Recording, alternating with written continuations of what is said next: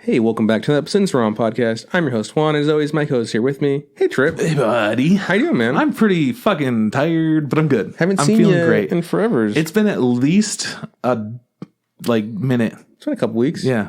Something like that. Yeah, something like that. So why don't we just recap fall of 2019? That's this week's episode, yeah. Okay, that sounds like a good plan. I like it. Yeah. Do you like it? Yeah. I mean, are you asking the plan or do I like the fall? Why not both, man? Let's just go for it. Let's go wild. Let's just say yes. Yeah, me too. Okay, yeah. All right, cool. Good episode. That's the episode. Good job. No, man, I mean, I've missed you. Tell me about what you've been doing. This is my first episode back for the New Year's, right? Yes. New Year's, new me. New entire life right now. Because last week you had the garbage episode with Kyle. Yeah, Kyle taught us a thing or two about a thing or two. Turns out that whatever he watched was still bad. Mm-hmm. It was Assassin's Pride, just so you guys know. I do know what, he watched the vampires, but they're werewolves, and, it's all back and forth. And don't worry about it. Yeah. It's dumb. So, yeah. They're all hot boys, fucking little girls. I think that's the point. Fucking little girls. Did you listen to the episode? No. All right. You never will. I didn't have time. I was catching up on anime. Yeah, well, that's the whole point. Apparently he's 17 and she's 13, which is still a pretty big age gap it's mental state. Not illegal until one more year. Not illegal.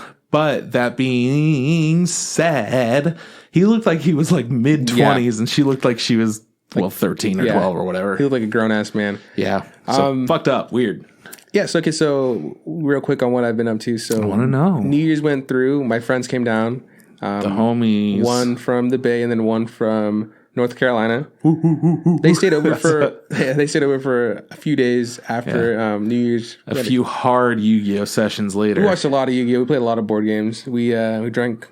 Actually, I'm going to say I didn't drink all that much. I was sick. Good job, bud. I was getting off of being sick. Remember Christmas? New Year's? Yeah, no. For Christmas, I said, I was like, it was Christmas miracle. I woke up with no illness. And then New Year's, I was sick again because my friend got me sick. That's how it goes, man. So I was also sick. That's a little fun fact about last week's episode. Sick. I felt like when I was talking. I was not feeling it, man. Yeah. It was most of Sierra's 2 weeks off of vacation. We were just both sick. So I'm off getting sick. I wake up in the mornings. I kind of have phlegm and stuff, and I go, gotta cough that shit out. Yeah, hell yeah.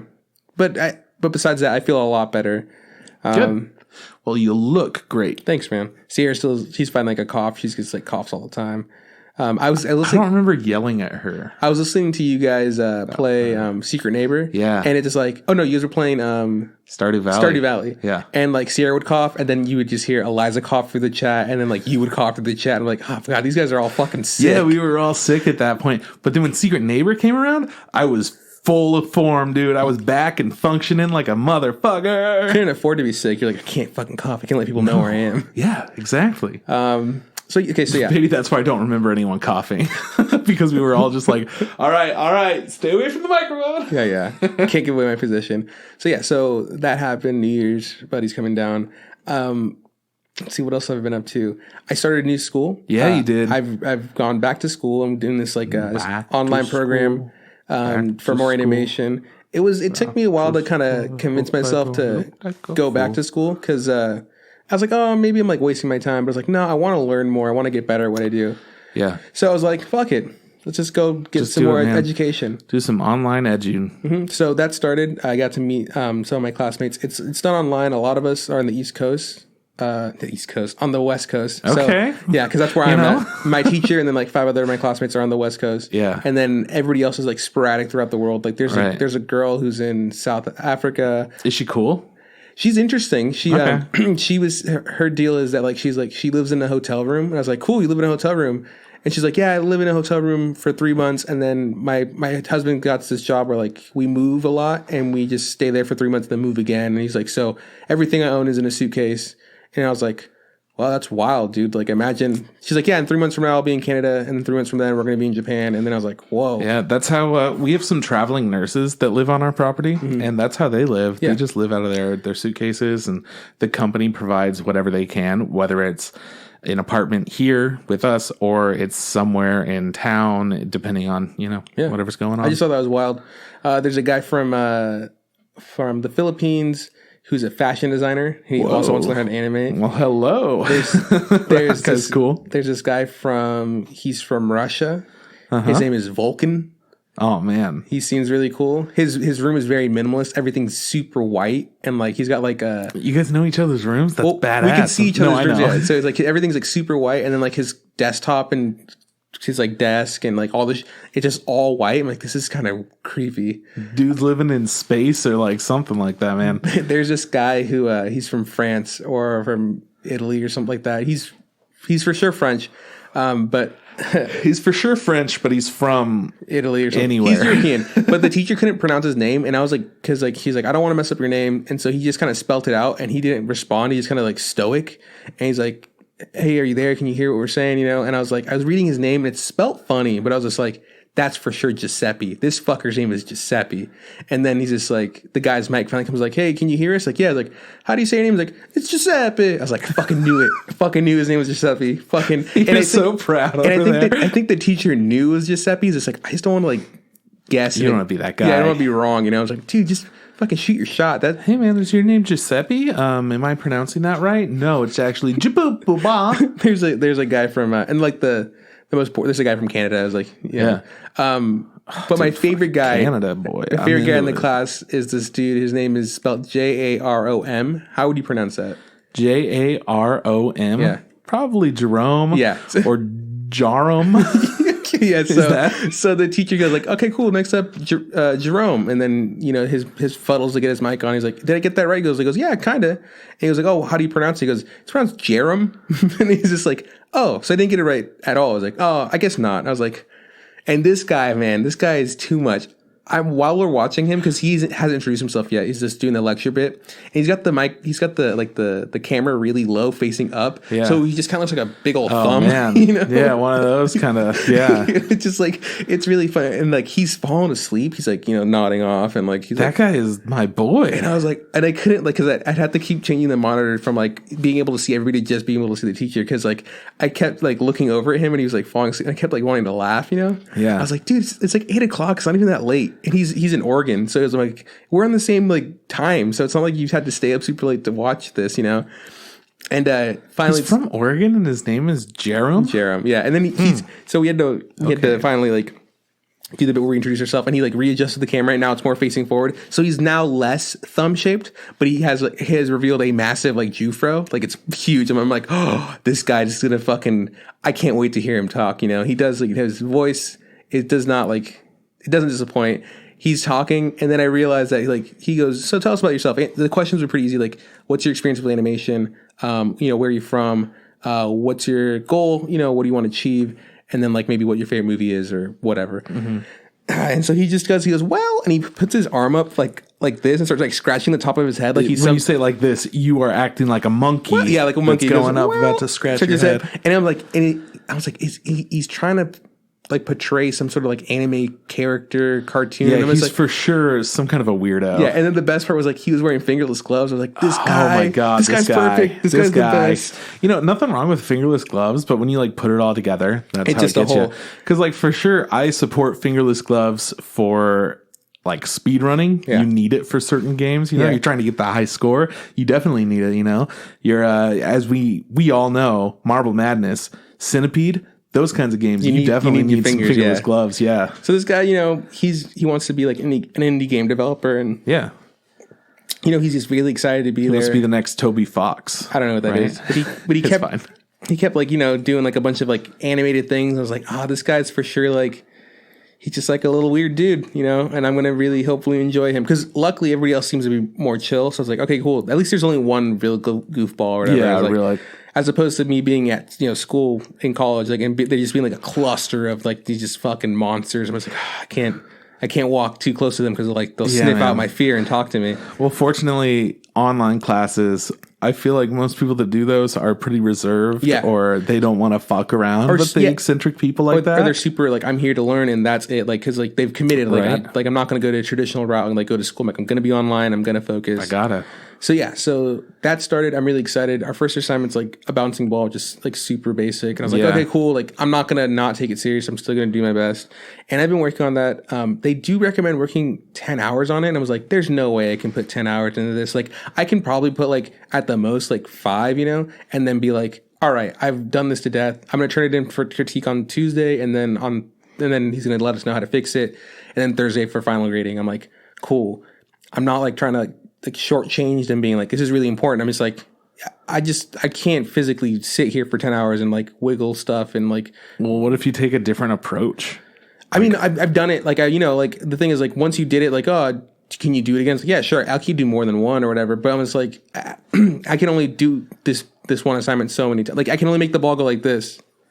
Oh, you're only supposed to go up and down? Yeah. So it's like, oh, okay, cool. Well, I'm done. Okay.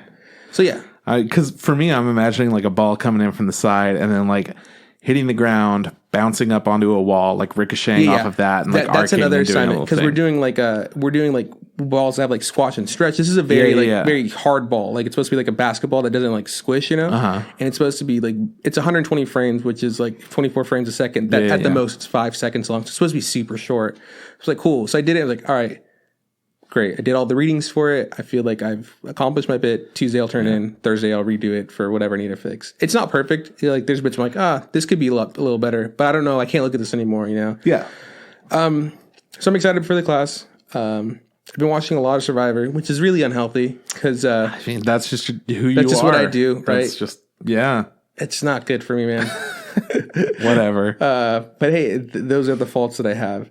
And then I think what's really fun too is me and Sierra have been watching Tremors on Netflix. Oh man, I just had a coworker that's like, my husband's making me watch all of these. I fucking hate it. Was it Sierra? Seriously, that? No, Sierra did not. Because the first Tremors, I remember watching it when I was younger and being first Tremors is fine. Really good. I really enjoyed it. I wouldn't say it's really good. It's like a fun, campy horror movie. It's like I like it. I think it's got that cult classic, but like it's got a following. People really like it. Yeah, it's got Kevin Bacon in it. Stuff.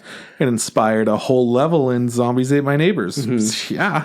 So I watched the first one. I was like, oh man, I can't wait. I'm so happy to watch this. I've seen the second, third, and the fourth when I was like younger, but I didn't even know they had a fifth or sixth one. I was weren't they like made by Sci-Fi or Netflix or something after the fact? No. Or am I thinking of a different fucked up series? No, what happened is, first one, second one were done by different studios. Yeah.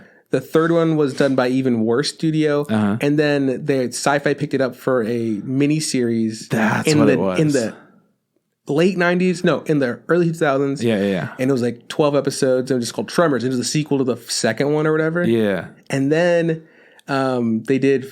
For those of you that don't know what Tremors are, giant snake things. Yeah, they're like worms. Yeah, that eat the earth and people. And then 4, 5, and 6 were all done by Universal Studios. But I feel like it really like a parenting company. Like it's Universal Studios and like Universal Studios Light, like a, hey, we got money. Yeah. And then they did a Tremors reboot with Kevin Bacon for Sci-Fi again. That's what it was that I'm thinking of. They just did the pilot and it didn't get picked up. And I was like, and it looked really good. And I was like, bummer.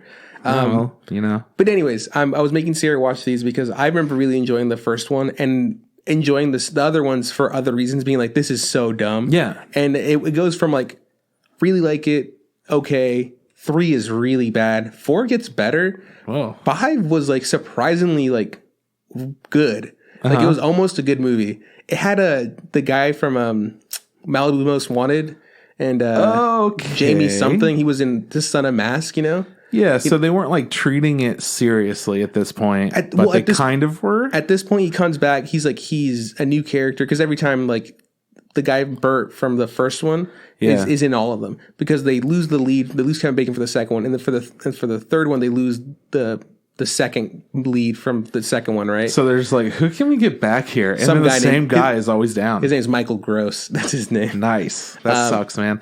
Jamie Kennedy's his name. Jamie Kennedy. So Jamie Kennedy's in the fifth one, and he plays Bert's long lost son. Okay. And then in the sixth one, he comes back, plays his son again, and it's like, okay, cool. The quality has like leveled out, and I was like, great. 6 of them, fine.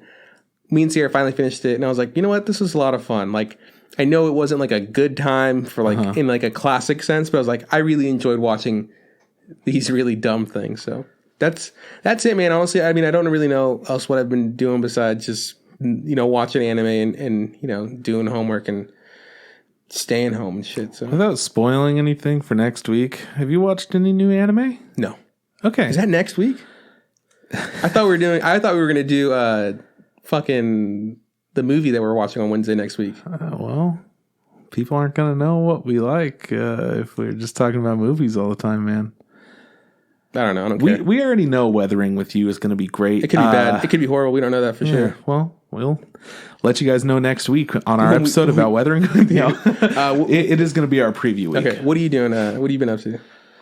A little bit of this, a little bit. What if I was just like a fucking asshole the whole time? That'd be great. Okay.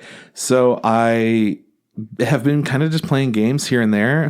Devil May Cry 5, played a little bit of that. It's been fun. I saw like a Snapchat of a cutscene that was done in live action. Yeah, it's with great. Like toys. Looked ridiculous. It's so dumb. I turned that off just because I couldn't take it seriously. Yeah. Like, even though it's goofy, it was too goofy without me knowing the story. But it's fun. I like it. Played Stardew Valley a little bit. And Sierra, hey Sierra, what's up? This is where I'm going to talk about how you play Stardew Valley to everyone on the internet. Eliza and I have played enough Stardew Valley to kind of know what's going on and like do what we got to do. And Sierra is relatively new to the games that are out today, and she hasn't been around for certain types of games and how they all similarly function and the things that you have to do. So anybody that's played like Minecraft, Terraria, things like that, where you just progressively get little bits and pieces and then create something that's giant and different, kind of has the same idea. Sierra is just going in and going hard and is just wild. It's so entertaining to watch. Because Eliza and I have our own goals that we're setting out to do. No idea what Sierra's is, but that's all. That's totally fine. I like that. But then we lose money whenever we sell things or whenever we buy things, and whenever somebody dies in like the dungeons or whatever, you lose some money. So we sell things in order to make that money back. That's the whole point of the game. Get a bunch of money, get good shit for your farm, get a bigger, better farm, use the money to get a bigger farm, that whole thing. Sierra's selling things to make back the money that we could use to get a better farm, to make more money, stuff like that. And it's cracking me up, dude. I love it so much because Eliza and I don't care. We're just playing for fun. If we really did care, we would do something about it. Like, don't fucking do that. But it's so fun. I love seeing like what's going to happen. I'm like, oh shit, we sold a sprinkler. Okay, we need that to water the farm. All right, what's going on? Oh yeah, we need more money. Okay, yeah, they sell for a decent amount. Sure. Oh man, we're just selling straight up metal that we could use to make so many things. It's kind of hard to get, but it sells for a decent amount. Just all that shit just like pops up. I'm like, oh, neat. It's entertaining. I fucking love it. So we played a little bit of that, and I had such a good time with it. I was entertained constantly. It was really fun. I want to play more of that. And then I started playing the new Darksiders game, which is kind of like it's a little bit puzzle platformer, hack and slash. It's got a little bit of everything. The newest one, I think it's called like Generation or something like that. Darksiders Generations. I don't know. It's a co-op game, and it's about war and strife, and they are going down and fighting a bunch of things, and they got problems with Lucifer for doing some fucked up shit, so they're gonna stop that while they're killing a bunch of demons and bad things. So it's kind of cool. It's fun checking it out. It's a good time. Is it on the PlayStation? I don't know exactly what it's on, but I'm playing it on computer. Okay. So that's good. It's a really fun time. And then I did play Secret Neighbor the other night, which we haven't played it since they've done some updates. Now there's snow on the map because it's winter. So you can like go down in the snow and build a snowball and throw snowball at people. And you can make like a bigger snowball, a giant one, do all different kinds of things, which is kind of fun. And then you can also like start freezing if you're outside, if you're a child. So you move slower and your character starts shivering. And I don't know if you could hear the character shivering because I'm always too scared and not paying attention to that. But it adds a whole different element where you can't just run around outside a whole bunch because then you'll get caught. So if you are outside, you got to get inside as fast as you can. And they slightly changed the map to where like a part of it fell over and now it blocks part of the house, but it also gives you access to another area a little bit easier and just stuff like that. It's cool. I really like the changes that they made. And it's such a fun game. But when I got into play it this time, the whole idea is you like go and grab your friends if you are the neighbor. Otherwise, you run away and try to break into the neighbor's basement. It's just a good time. But when we first started it, I thought somebody else put up a server before I did because it was called Secret Pooper. And I'm like, no other moron out there would make their server named Secret Pooper. So clearly it's Tom that's doing this. I saw he was already in the game. It's got to be Tom. So I joined it. Saw that there was somebody named Anime Boy there. And I'm like, that's not Tom. So I just fucking left. And I was like, that was the weirdest thing. Okay. So I started a server named Not Secret Pooper. That way people would know, what server it is, right? Yeah. So I started it, and then I don't remember if it was Tom or Eliza, but somebody else, I think it might have been Eliza, had joined with me. And then for like a split second, I'm staring at the screen, waiting for other people. We're just hanging out. I see somebody pop in like really quick and then go away. And I'm like, that said Dev. And then it had a name. I think it said Dev Juan. It was definitely J-U-N-A. And I think there might have been an N. Maybe it was Jua. Maybe it was Jiao. I don't know. But I saw them pop in for half a second, go away. And it said Dev next to their name. And we for sure have a password. So that's just not some motherfucker that has Dev in front of their name. We had a password. Somebody's checking us out. They're probably still here listening to us right now. What the fuck? Like, I went full conspiracy theorist on this. Like, this isn't okay. What's happening right now? And then I just figured that they hung out with us the rest of the night because we were a lot of fun. But who knows? And Eliza said, that is the most streamable game. So if we play it again, maybe I will stream it. I think it would be more fun if there's like a camera. I don't have a camera because I don't really give a fuck about it. But if I did have a camera, I don't know if that would be more fun. And regardless, if you're interested in it, let me know some way. Tweet at us, email us, comment on the episode, just whatever. I'll get it. I see everything. I'm a site boy. Yeah. You know? But I think it would be a lot of fun to stream it if people are into that. So next time if it happens, maybe I will. Yeah, I don't know if I would stream you guys playing. You guys say some weird shit. Yeah, exactly. That's the whole point. That's okay? Yes. All right. What do you mean that's okay? I don't know, man. I wouldn't want to hear this. I wouldn't want people to hear this crazy shit you guys hear. It's embarrassing. That's literally... Anyone that knows me, fucking shut up. That's fine. I like being your friend. I'm just saying I don't want people to know how weird you are. I know. I'm a very weird guy, and I really like that, and I wish that other people were a little bit more loosey-goosey. No, I'm not supportive of this. I want you to hide who you are. I was talking to my painter buddy at work, and he was telling me that he was playing Borderlands 3 with one of the maintenance guys. Mm-hmm. And when they got to a certain boss that's named W-A-T-A-M, looks like Watam or Watam or whatever it is. The maintenance guy is just like, all right, we're about to fight Wonton. And then the painter guy's like, yeah, he's just weird. Like he just says weird shit like that. And I'm like, calling that guy Wonton isn't even like the surface of weird. It's not even that close to being weird. Yeah. that's one of the most normal like things ever. That's just making a small joke. I don't know. I'm just like, man, people at work really don't know who I am. Meanwhile, I'm like, all right, big piss boy in the house. Let's fucking go. I'm about to get cummed on, homies. Yeah. And then, nobody feels that same energy at work. So I can't be that kind of a guy. You tell me Kate doesn't come into work. 60-year-old Kate doesn't come into work and be like, yeah, let's get cummed on, boys. Not yet. But maybe one day. Maybe she plays Secret Neighbor. I'll keep working on it. We'll see. Anyways, it was a fun ass time playing that. And I also beat Pokemon. I think I might have said that last week though. I don't remember, but it's still a big moment for me in my heart. You're the champion? Yeah, I'm the champion now. Nice. That means your friend's like brother's no longer the champion. You had to beat him? Yeah. Was he bummed? No. Oh, it's like, was he happy for you? Everyone's happy for me. I'm the main character.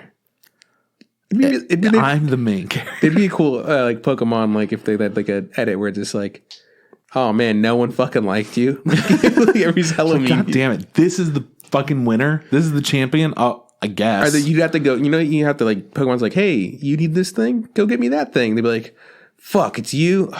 Look, man, I guess I need your I'm not help. going to make you do this shit. Just, you could go past. I just don't want to deal with you. Don't fucking talk to me. Yeah, here's my money. Get the fuck away from me. That'd be funny. I would love that. That would be great. The Good Place is back on TV. Okay. I love it. I thought that ended, or is it gonna end? Yeah, people are fucking dumb. They're like, it ended. And I'm like, there are 3 episodes left.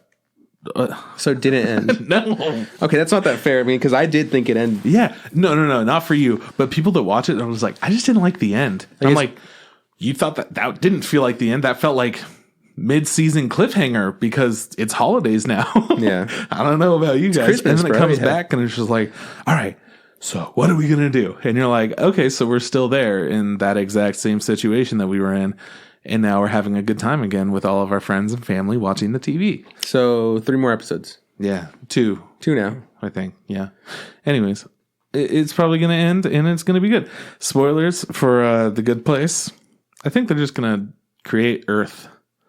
So this is like an alternate version of Earth that they live on that's similar to ours. And they're going to try to create Earth. But like, I don't know. Spoilers, bro. I think it was a dream the whole time. It was also a dream the whole time.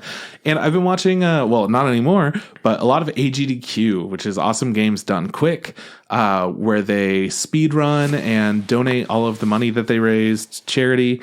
They raised over $3 million. They raised the most money that they ever have. And there were some really, really cool speed runs. Over the years, they've had lots of different cool things like blind speedruns and stuff, which are cool. But now I watched a Punch-Out speedrun that was a double blind speedrun where people were sharing the same controller. So one had to move, buttons. One guy had to... Yeah, both blind.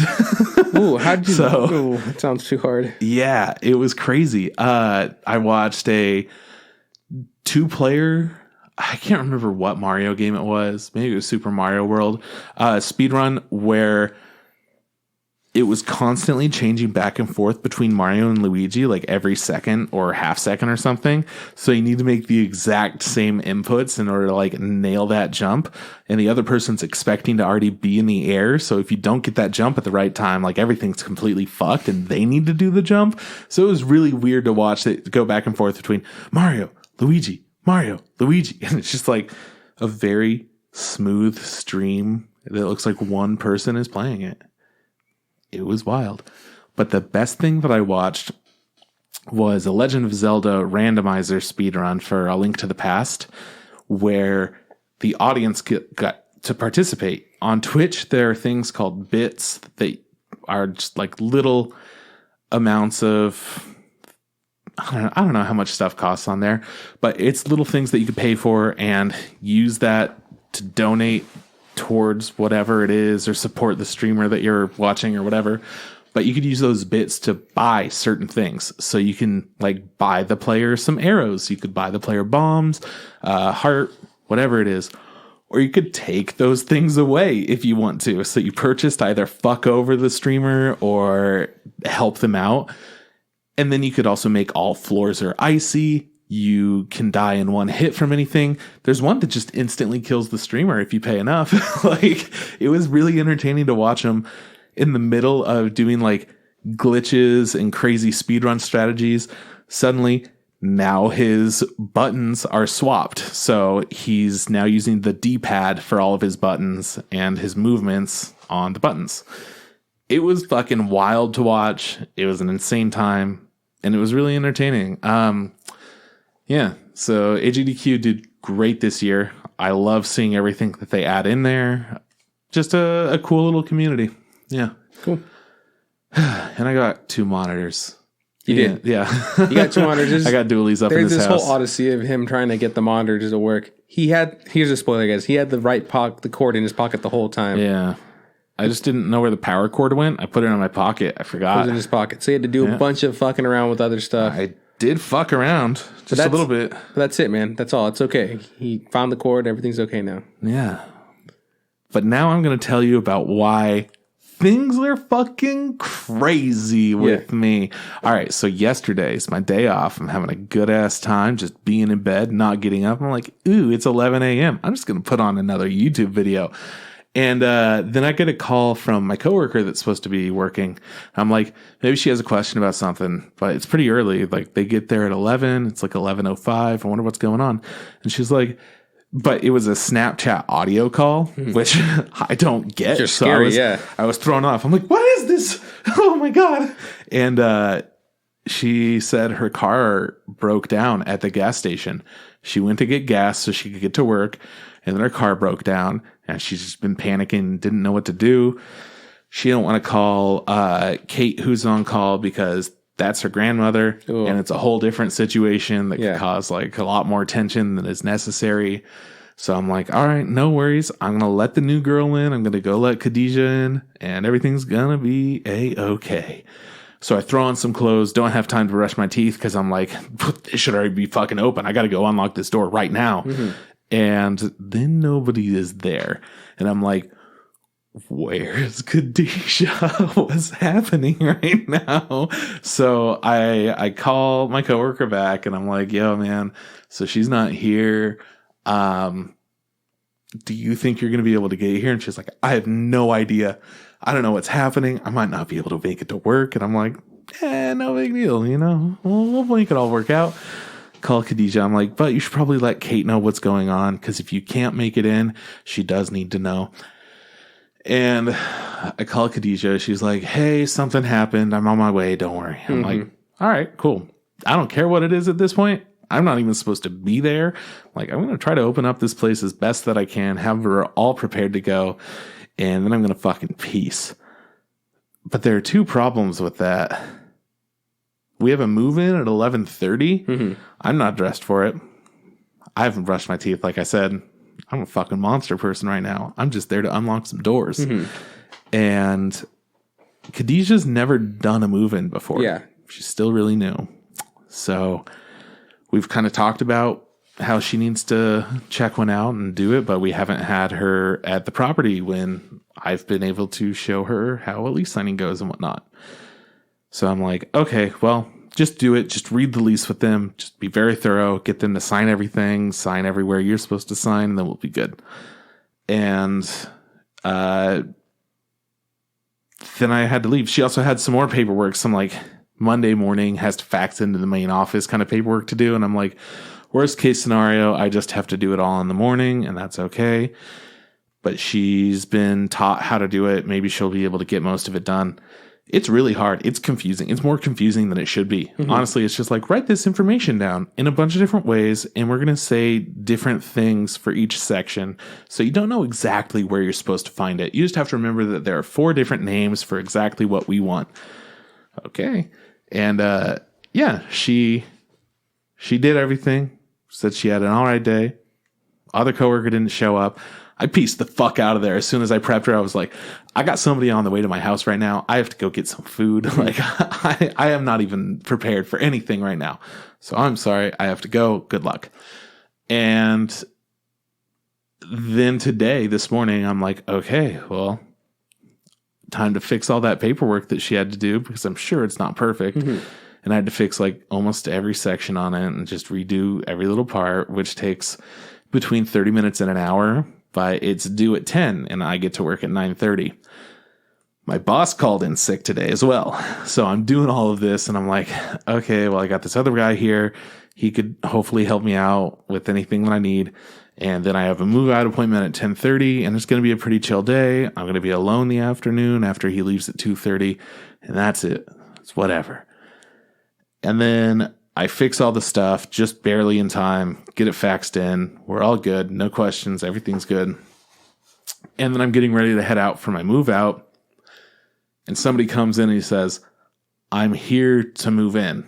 And we're like, no, you're scheduled for a move in tomorrow. He's like, well, I'm here right now. Yeah. He's like, well, I talked to somebody 2 weeks ago and told them that my couch was being delivered today and there was no way that I could change it for the next day. So I needed to do my move-in today, and I was hoping that that was okay. And they said, yeah, that's totally fine. We'll schedule you for today. but it wasn't written anywhere. It didn't exist. I work at this property all the time, and nobody has once brought up that his movement was going to be a day earlier. So we didn't have any of the paperwork prepared for that. And I'm like, hey man, we can try to help you out. This dude's going to go and do a bunch of paperwork stuff before we could do that paperwork with you. And he'll be in the apartment writing everything down, all the flaws that we find for it. And then we'll be good to go. And if the couch comes, then we could just put it inside the apartment. We're all good. He's like, all right, well, I want to be there just to make sure that the couch is looking good before, it gets delivered. And I'm like, yeah, that makes sense. Well, go over there then. You guys figure out your shit. I got another appointment to go do. And then I go and do it. And it's all fine. It's exactly what I expect it to be. But then when I get back, somebody's called a whole bunch. And they've left 2 messages and just have a ton of shit going on. And then he's calling the emergency line when I get in. I'm like, there was nobody on line 1. It was just him. Line 2 is the emergency line. So I'm like, hey, what's up? And he's like, I had an appointment scheduled at the exact time you were at the other appointment. Where are you? And I'm like, well, it wasn't written down. Mm-hmm. I'm so sorry. I'm like, well, the girl said that it was all good. And I'm like, okay, I'll be right over there. I'm so sorry I had to wait. Dude's a pilot. He has a flight today at 2. Mm-hmm. It is now almost 11. And he's got to go down to Sacramento, which is about an hour and a half to 2 hours, depending on traffic. And man, I felt bad for him that he had to do that. So I do the walkthrough with him, and I'm trying to help him out and all this. I don't get back into the office until about noon, maybe. And then everything was kind of okay. And I'm looking over all the paperwork that was there from the weekend, and there's just weird stuff. There's so much weird stuff. It's just like, why? Why is everything so weird today? It's just supposed to be a regular ass day. It's Monday, it was fine. 2 unscheduled appointments. So 3 appointments were scheduled for the exact same time is what wound up happening with only 2 people there. Like, what the fuck? And then I was alone most of the rest of the day. I was pretty much nonstop the whole day until I got home. And then I was like, awesome. Now it's time to clean my shoes that are covered in people's shit, because I also, at the end of the day, had to go try to unclog somebody's toilet. I asked if they had a plunger, if I should bring one. They had one. But they also have like the world's shittiest plunger. And it inverts instantly and blows up a bunch of air. And I just get like bubbled with shit. So I'm like, okay, well, I'm going to push on this for another 5 or so minutes, just being more careful. But we'll see if I could get it going.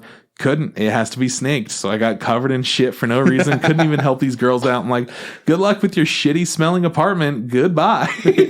And I just fucking went home, and I undressed right there, threw everything in the washing machine. I'm like, cool, time to dress up in just a fucking t-shirt and hoodie for work now. And my shoes are covered in shit, so I have to leave those outside. Just the whole thing was like, what is this, man? Why is this happening?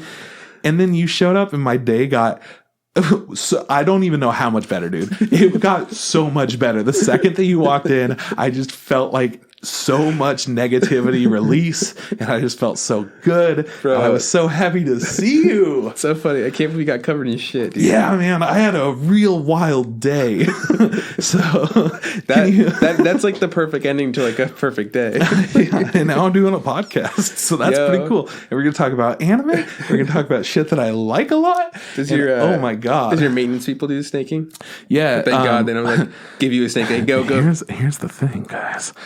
So I can snake it, but you're like, no, I have the resources. Yeah. The thing is, they have 2 toilets in their apartment, and I'm just trying to be a nice guy. Yeah, Other people would have been like, no, you guys got to wait until tomorrow. We have to snake it if it's the only toilet in their apartment. But I'm like, use the other toilet. You know what, guys? Get a better fucking plunger. Don't let me get covered in shit next time. Maybe tell me, hey, by the way, this plunger sucks ass. Yeah. Like, you know what? We have a plunger, but it's just not working. Maybe you should bring your own. Yeah. Okay. It's like, yeah, we have a plunger. Stephanie just use it. She's covering shit. Yeah, exactly. And I felt bad because these girls are clearly embarrassed that this is the situation that they're dealing with right now. A clogged toilet, I feel so bad for people in that situation. So I'm like, I'm going to come over and it's totally chill. Like, I've been there. As long as you treat me like a person. Hey, man, I am so sorry. Then I'm like, you know what? I'm so sorry. Like, you had to call a stranger to help you with this. You pooped but too then good. you're going to see me. And then you're always going to be like, that's the guy that saw my shit. and now it's that's the guy that covered in my shit. They didn't know. I didn't scream or anything, but inside I was just panicking. I just like hear a siren going off and very quietly just like, it was horrible. You're like, no, what's happening? My mouth was open. That's what I was also worried about. I was like, well, now that I know it explodes on me, I'm going to do it with my eyes closed. I'm going to plug my nose, no, it was. You should have brought your own plunger, bro. Lesson learned. I'm never going to trust their plunger. That's wild. I'm sorry you had such a bad day. It was such a day, dude. It's pretty funny, though. I mean, I know, but I have a massage tomorrow morning. I'm going to make jambalaya. My good friend from out of town is here. You have tomorrow off, though, right? Tomorrow off. It's going to be just a good time, bro. Well, I'm sorry. I'm glad you're having a better time now. I thought you might enjoy the whole story, funny, though. yeah. That's why I didn't want to tell you when you got here, because I'm like, I'll tell him later. We'll save it. Yeah, it's wild. And I wanted to tell Tom, so I called him after work. But Tom called me when you were Tom here. has to listen to this episode. So. Yeah, so now he has to listen. So good luck listening, bitch. Obviously, we're not going to talk about what anime we've been watching because we'll do that this week and next week. Yeah, plus it's also JoJo's Bizarre Adventure. And if you guys remember, I said, no tachi. Yeah. Not until it's done. I've been watching a lot of Yu-Gi-Oh! Yeah. I've been watching some March Comes In Like a Lion. Some is the right word, yeah. Some. I'm on the second core now, so I busted through about 8 episodes. I really like it. It's just a good show, It looks really nice. I like the way it looks.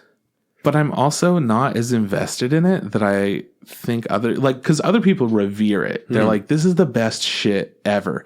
I'm like, it's some very good shit, yes. Yeah. But there's some episodes that don't land as good as others. Yeah. And some of those hit really hard too, though. Mm-hmm. That's a good show. No, I agree. But I think something about it made, like, when it first aired, I was like, I don't fucking really care. But now I'm just like, yeah, cool, we'll put this on. It's a nice thing to chill out to. I mean, I liked it originally. I did want to watch it, but I'm like, there's a lot of shit going on in my life, man. I can't do this right now. Sorry, March Comes In Like a Lion. You're going to take a back seat. And I still have a few other things that are on my back seat that I'm not going to watch for a while. But whatever. At least JoJo and March Comes In Like a Lion are still there for me, you know? They keep you balanced, I feel like. Those are very extremes. Yeah. Well, one of them is like Power Rangers, and the other one is like Digimon, yeah.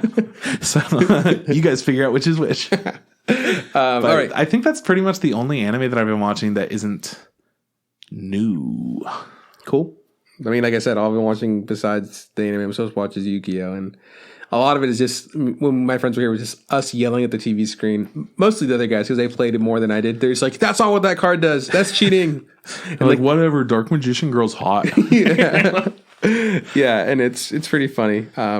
Because those earlier seasons or whatever weren't as great. It's okay. Yeah. Before we get into the news and whatnot, I do want to give a big shout out to my mom, who's on season 2 of Attack on Titan. Shout out to moms. She was trying to watch it on, I don't know, fucking whatever she's trying to watch probably. It on. Netflix, Hulu, whatever it is. I know Netflix didn't have season 2, and that was why she was waiting a little bit longer until she could figure out a good place to stream and watch it instead of download and stream. Mom's got a whole situation. She's like in a trailer right now, traveling in a bunch of places. Living her best life. Yeah, exactly. Anyways, she's on season 2, episode 4, but she's watching in English now because for some reason she can't get it in Japanese. She can't handle the voices, and it's just too distracting. So she's starting it over in Japanese. I give her my Crunchyroll info, so she's going to fuck up my whole Crunchyroll. And it's going to be good. It's going to be good. Something I wanted to say, I don't know if this is going to, I don't think this would make your news, but I saw the other day that Erased from Hulu is expiring. That's on my news. Is it on the news? No. Why would it be on my news? Because it's huge, dog. I mean, where am I going to watch Erased? Crunchyroll. Yeah, but it's not dubbed. I like the dub a lot for that show. Funimation? I don't think so. It's there, yeah. Oh, man. Crazy thing was happening. I don't remember what show it was, but it was on Funimation is the only thing I can imagine. Anyways, we were watching it in Japanese, and then the next episode starts, and I'm like, it's in English. What the fuck? Like, it freaked me the fuck out. It just was like, and continuing in English because we spent so much money on the dub. Yeah. Oh no, it wasn't a continuation. It was just we were watching everything in Japanese, and then we started a new show that's airing this season. And the first episode starts up, and it's just like, oh, this is some cool stuff. And then it gets to the character screaming, and I'm like, okay, yeah. And then somebody says a word, and we're like, what the fuck? Like, that's not English. Just not expecting it. It was wild. No, I was watching High Dive on a show, and then like it was dubbed, and then the next episode came out. Hang on, is your High Dive app okay? No, it still doesn't work. All right, just making sure. Does yours not work either? Yeah, it's trash, dude. Fucking powerhouse of anime. My ass. Whoever fucking gave him that. It pisses me off that we were just like, you know what? High Dive's really making a fucking yeah. And then they were just like, yeah, and we're not going to get any new good shows. And also, what if our app didn't work in 2020? How do you not have a functioning app? Especially if you're a streaming site. Like that's unforgivable. Like that's like a huge fucking no. You know. You guys can now download the Instagram podcast app on. No, we don't have that. We don't have that. No, what I was trying to say is like I was watching a show dubbed because I'm like, oh, cool, that's a dub. Yeah. Great. And then the next episode started and it was just started straight Japanese. Like what? Oh, and I was like, oh, dude, their dubs is way more behind than like than Funimation's. I know, right? Like weeks behind. Like I saw like Funimation's like maybe like 5 days sometimes at the most, right? Sometimes a week at the most. Yeah. This one was like, this next dub was supposed to come out, like the next episode was like on the 24th. I was like, yo, that's like forever away. I know. That's what happens, man. They're like 7 episodes behind. I'm like, okay, time for the new episode of Ascendance of a Bookworm. And it's like, do you mean episode 1? Yeah. And I'm like, we're on 7. Yeah. What the fuck? Yeah, it's wild. All right, man. Let's just do news then real quick. Okay. It looks like Mr. Newsboy wants to get into the news. Hey, man, have you heard of a little anime called Weathering with You? Yeah. It's a movie done by Hayao Miyazaki. Makoto Shinkai. Yeah. Fuck, it's always one of those two guys. It's one of the two. Yeah, we're going to go see it tonight. It's going to be great. Tonight because it's airing. It's out for a couple of days here, so look it up. I think the 17th is the last day that it shows. Maybe it's the 18th, but make sure to check out and see what is playing. Yeah, the 16th, 17th. What's interesting is that usually what they'll do, I don't know if this, don't they have like one night sub, one night dubbed? Yeah, but I don't know, man. Because with well, I guess this is going to be different. I was going to say with Your Name, they did like longer screenings and they did have dubbed and subbed like in the same day. No way. Oh yeah. No, they're doing that too. This for Weathering with You is like they'll have the 16th and 17th. They'll have 2 showings and one is subbed and one is dubbed. Yeah. Cool. Yeah. Which is great because like a lot of times when you say 2 showings, do you mean it's going to be subbed, dubbed, and then subbed, dubbed? No, it's like because that's what I'm talking about with Your Name. No, that's like that almost feels like a double feature. You have to sit there for both of them. No, what I'm saying is you had the option of going to either in that same day for like a couple of weeks because it was in theaters for longer than just like a day. And this one's in theaters for 2 weeks, for 2 days. Yeah, but it's Makoto Shinkai, and so was Your Name, and it's really throwing me off. You know? Because Your Name got nominated for all this shit, and Weathering with You is getting nominated for shit, but for some reason they're like, yeah, but we already like fucked around with Makoto Shinkai, and like, you know, it's not for us this year. I don't know. I'm just saying, fuck you guys who make those decisions. I want to watch this for 2 weeks straight. You wouldn't watch it for 2 weeks. No, I wouldn't. I would see it once. You're going to watch the sub and be like, cool, that's great. Yeah, it's going to be great. Yeah. I'm really excited about it. But yeah, it's out tonight. And tomorrow. Check it out. And tomorrow or Friday or whenever it is. I don't know. It's the 15th, 16th. So it's Wednesday, Thursday. Okay, cool. Hey, man, Violet Evergarden, you know it? You like it? Mm-hmm. Violet Evergarden's going to be, the new movie's going to be coming to select U.S. theaters early this year. So maybe we'll get a double feature tonight. Maybe it'll be the 15th and 16th or whatever. That's cool. I'm really excited for this movie just because the fucking series is so good. Yeah, man, I want to see what's that freaky girl doing that's eating ribbons. You know, we've all seen the picture. I don't think she has hands. And then I was like, nah, she's got hands. I just don't see them. She's got hands, right? We'll find out. Okay, early we'll find 2020. Out. Yeah. And definitely changing gears really quick here. Tomomi Mochizuki passed away. Mochizuki was the director of Fate Stay Night and Fate Stay Unlimited Bladeworks, along with a lot of other things. Most recently, he worked on Gegege no Kitarou. Oh, fucking banger right there, that intro. Mm-hmm. Gay. No gay. Well, that's a bummer. I mean, moment of silence for the guy. R.I.P. It's a bummer every time someone like that passes away. But something that's great is, these people do make amazing things, right? And they make a lot of things. Oh, yeah. So you can always go back and check them out. Like one of my favorite homies is fucking Cone, right? Yes, Toshi Kon. Take him before his time. But his shit is fire. Yeah. So, New job is introduced me to what is now my favorite genre of music. Yeah, Hayao Miyazaki. We're going to kill him. No, we're not. Makoto Shinkai for sure, though. How old is Makoto Shinkai? I like that you're just like, I'm not even responding. You just keep going. Like, by the way, I don't know. He's like 20? No. How fucking crazy with that? No. He's making these amazing, deep, emotional short films at like 8 years old. If I had to guess, I would say he's like in his 30s.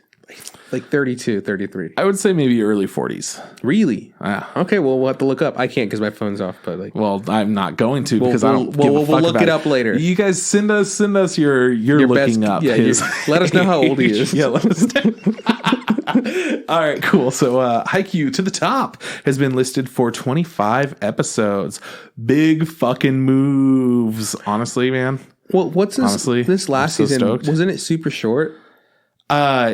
It was like 11 or something like that. But it was just one game, right? And it was just one game pretty much. That's nice. Those. I'm glad to see Haikyuu getting some much needed love. All I'm saying is I've seen the first episode and I haven't finished that last season, so I don't know. You're so close. There are also 2 OVAs, which I guess legally I can't talk about because they came out at the same time as the first episode for this new season. Yeah, legally I can't talk about that.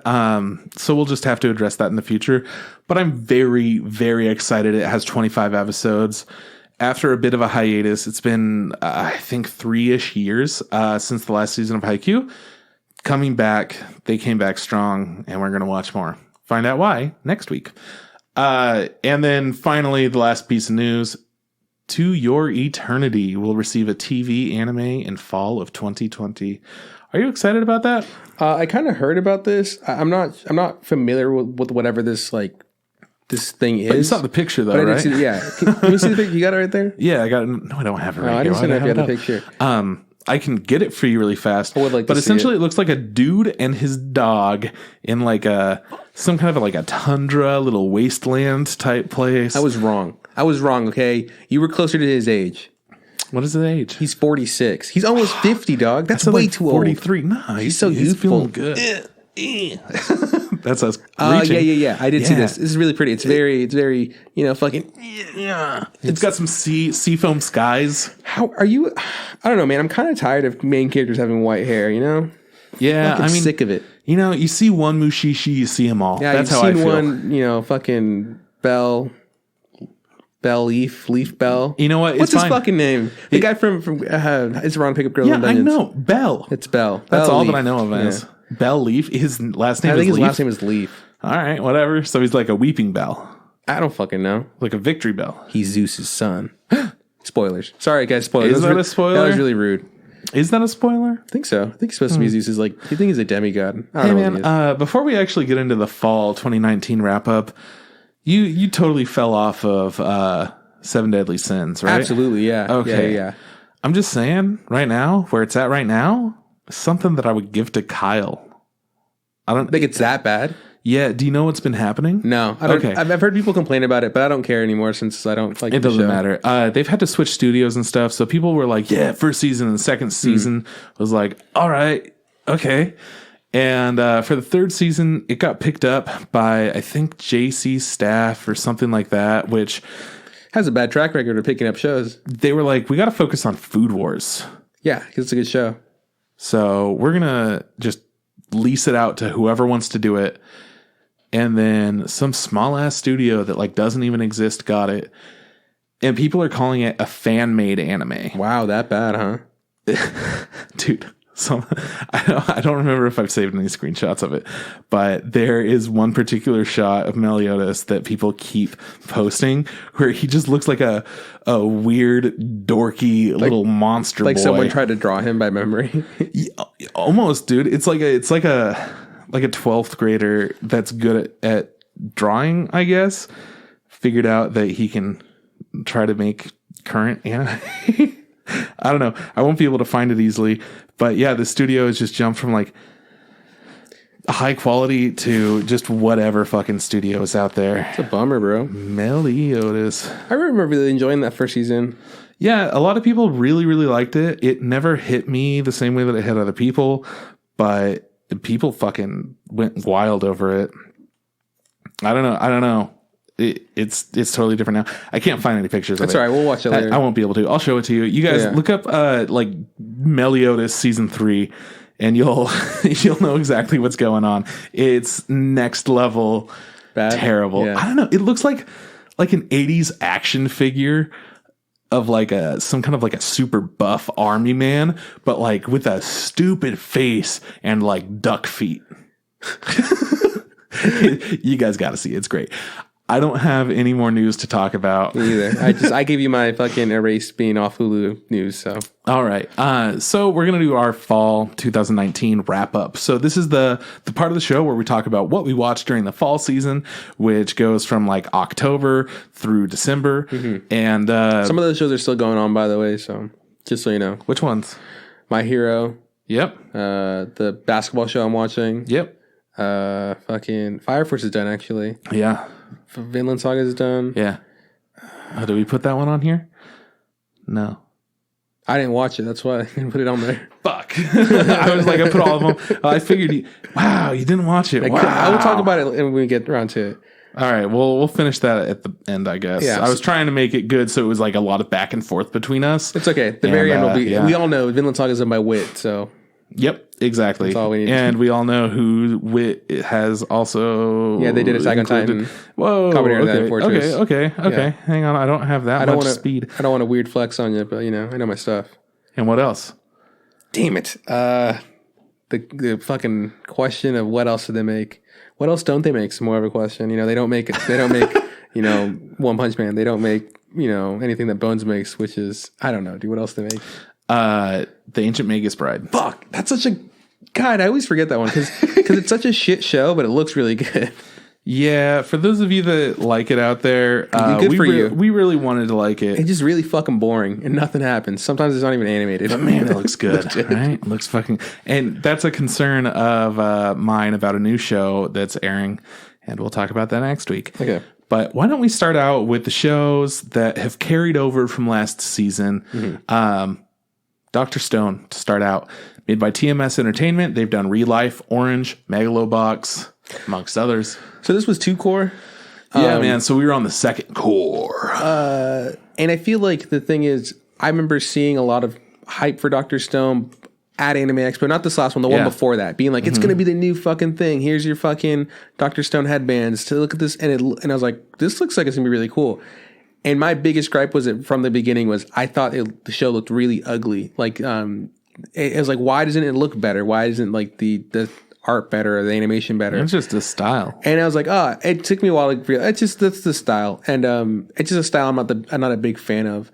But I don't have a problem with it. It took me style wise, no. But for me, it took me a while to get used to it. And then the biggest issue with the show was it was kind of like, oh, this is kind of boring. I was like, oh, this is kind of cool. I was like, it's kind of boring. But it was like one or the other. It wasn't. It was never. I was never like, oh. It was always just. It was very either like this is pretty great or like this is just like a. It's just this is the part that I don't really give a fuck about. Oh, this is the part that I do like. This is why I'm watching the show. And now it's back to the part that I don't really care about. And not a single episode really hit that point where you're like, I gotta see every second of this. It was more so like there was. I'm gonna eat food and play on my phone. That's the kind of show it was for me. There was those 2 episodes where we get to see like his adopted dad and him in space. Those were good. Those were really good. And I was like, but also, that wasn't the show. Exactly. That's so I don't even count those. I don't think about those. But they were for sure good. They got a little bit better and tried to like bring that same kind of feeling into the show from there. Especially by the end of it. Yeah, where it was a lot of like, we're all a town and we're together. They started getting there. But they just never reached that point. Like, I don't know for a fact if I'm going to keep watching this show. I feel like I'm going to. That's like where I'm at right now. I liked it. I never had a bad time with it. I just didn't care about a lot. Yeah. I really didn't care. A lot of the show is me being like, oh, cool. What's fucking Doc? I know his name's not Dr. Stone. I'm just going to call him Dr. Stone. That's who he is. Yeah. I was like, oh, what's Dr. Stone going to make this week? And he's like, he made soda. Woo! You know? It was just kind of a fun, what's he going to make of the week? That's exactly how it felt. And I was just like, this is really cool. But it wasn't like, I wasn't invested in the story. I didn't fucking really care too much about characters. Yeah. You know, his two main characters from the 3 main characters from the beginning weren't even anywhere near the second arc. Like, they were just all completely gone. And it's at the very end they go, hey, don't worry about it. We got our secret weapons. So and so and so and so. Pull up their sleeves and like flex a little bit. Yeah, and you're like, oh, okay. Cool. Like, I can't wait. I'm so glad I've spent so much time in this stupid fucking village of science for them to build a fucking cell phone, in quotations. Yeah. Which, when you finally saw that, I was like, that's not a cell phone. You made a fucking radio tower of some sort, you know? It's fine. The show's fine. And I get some people really like it. Oh yeah, so it's some people's favorite show. And then it's like some people also really like the manga, like the source material. I remember reading some people's favorite manga. I was reading the source material and be like, this is entertaining. But I think I'm on the same page with you. Like, I'm glad I did it. I'm glad it stuck with the 2 core. But I don't know. Like, if something happens because they've already announced that they're doing a second season or whatever. I mean, here's the thing. We are watching the first episode no matter what. It's part of our... Yeah. Yeah, but especially because we've done the work beforehand, right? Exactly. We put in all that hard work. There's plenty of times we'll see one more. There's plenty of times where a sequel comes out. We go, nope, didn't watch the first season. Don't have to watch the second season. Yeah, and that's exactly what we're doing with one of the Fates right now. Yeah. Because we're never going to stay up with that, man. Sorry, it's too much. And we never got a comprehensive list on what Fate orders to watch them in. We did. We did? Oh, I'm not watching that. No, we're going to get around to it 2027. Or we're going to try it eventually. Eventually we'll run out of topics for episodes. Like, I feel like I've seen a little bit of Monogatari, for example. Yeah. So I feel like I've participated enough in that to know that I really appreciate parts, but the show's definitely not for me. And for Fate, I haven't participated in it at all. I watched one movie. Yeah. Big Shield. I was like, it's pretty cool. And I was like, Fate Big Shield? That's what was it called? Fate Big Shield. I don't know what it was called. It was a movie. It was like an hour and a half. I thought it was a show. And like before I knew, I was like, this is a really long episode. And it looks like, oh, it's a movie. I didn't know what the fuck's going on. This chick had a big shield. And I was like, cool. And the ends, they walk through a portal. And it's like Stargate. Like that show Stargate that was on TV all the time. Spoilers. I haven't seen Fate. It's all right. But they're all like famous male people from history that are now females. Must have not even picked up on that. I just noticed she had a big old shield. Yeah, man. And her name was George Washington. Like, that's the level it is. They're just like, it's Alexander the Great. And you're like, is it? It's funny how quickly we got off topic. So Dr. Stone's fine. I don't think unless there's nothing else to watch whenever this second season airs, I don't like have a like dying urge to continue to watch the show. It's okay, just in my opinion. But yeah, there's things that I liked in it, and there's things that just thought were kind of boring. So it is what it is. Me too, man. Me too. All right, Dr. Stone, good time, easy watch. Continued over into something else where we just kind of slammed it down. Carole and Tuesday, and by slammed it down, I mean we watched the fuck out of it like really fast because we were reporting on it that week. Yeah. And in this one, we had a little bit more time to watch it all. We had about 2 weeks. Carole and Tuesday, Part 2 by Bones, Mob Psycho 100, Bungo Stray Dogs, Fullmetal Alchemist, Brotherhood. You know they good. This shit suffers the Netflix effect too, where it's like it's airing, but we don't get to watch it until like Netflix is like, hey, it's all done.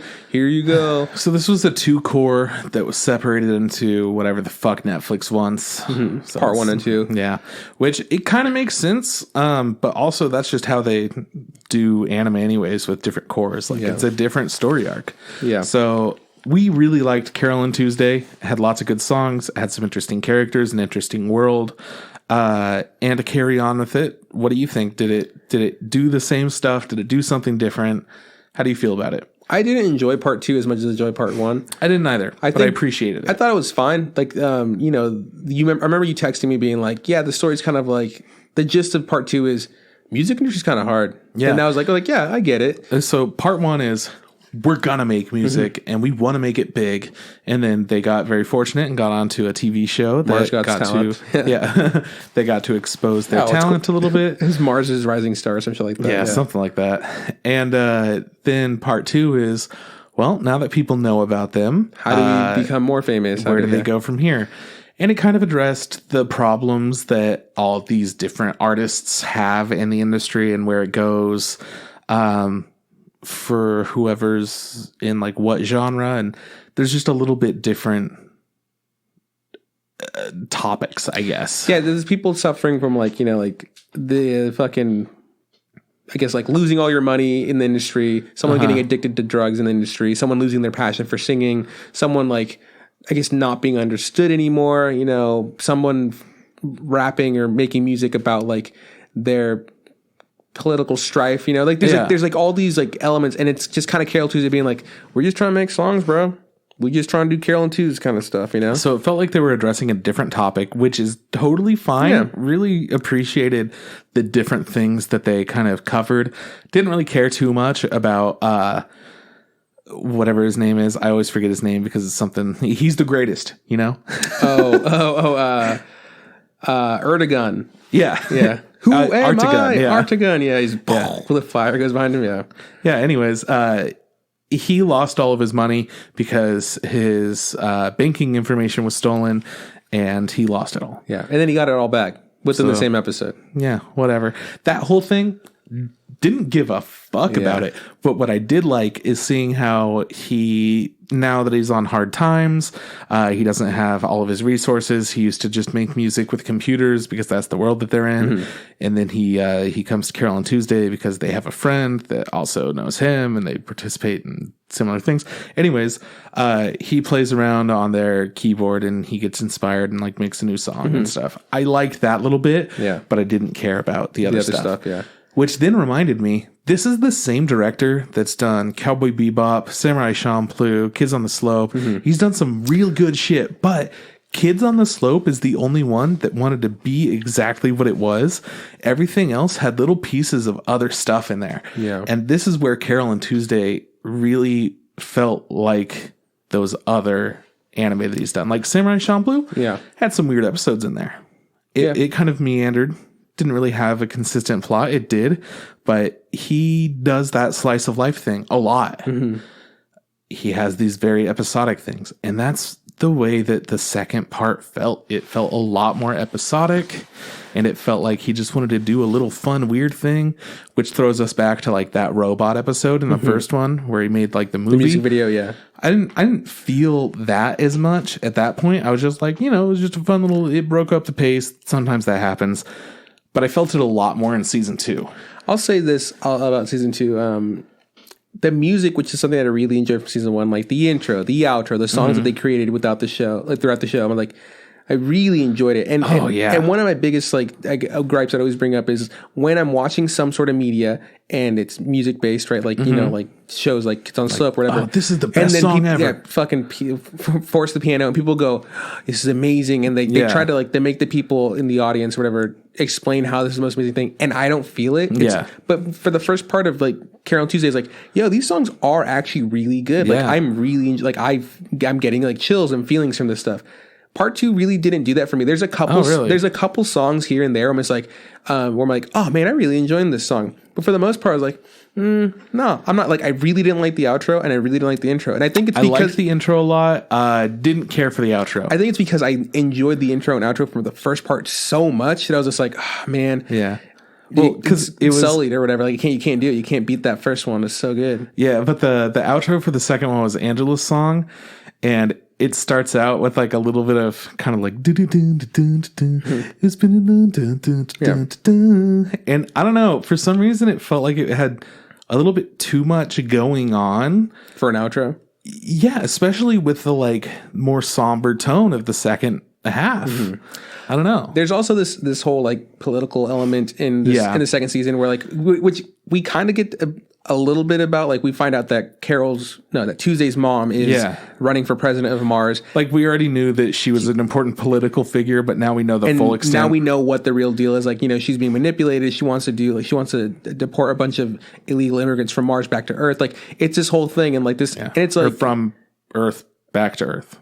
From Mars, people that are immigrants on Mars can send them, and it's just like this whole thing that I could not give a fuck about, and not because I'm not like political, more just because, I'm just like, yeah, man, I just want you guys to make some fucking music, and I want you guys to have a good time. Like, and you're in the show for a different reason. Exactly. And it feels very like ham-fisted at the very like last couple episodes where it's just like, Tuesday's brother's like, hey man, I found all this stuff about mom, who the advisor is giving her some fucking bad advice. He's in charge of this like terrorist attack that happened. It's a bad look, we need to do something. And Carol's just like, Carole and Tuesday are like, their solution's like, let's just fucking make a song, man. That'll solve everything. And I go, shut the fuck up.